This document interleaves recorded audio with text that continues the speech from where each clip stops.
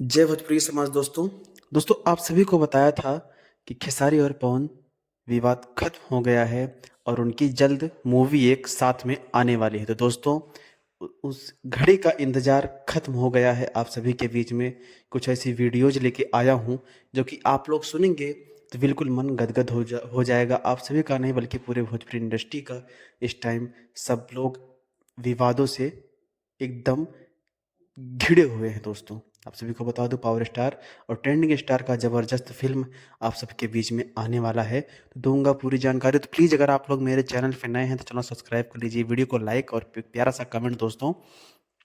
और अगर आप लोग भोजपुरी भाषा को पसंद करते हैं तो एक प्यारा सा कमेंट दोस्तों। ये जो फोटोज में आप लोग देख रहे हैं इनका नाम डिम्पल सिंह है, जो कि पावर स्टार जी के साथ ये रहेंगी इस फिल्म में, जो कि जो साथ में आ रहा है दोस्तों। और ट्रेंडिंग स्टार खेसारी लाल यादव जी के साथ में भोजपुरी की मस्त अदाकारी काजल राघवानी और यामिनी सिंह इस वीडियो में आप सभी को नज़र आएंगे।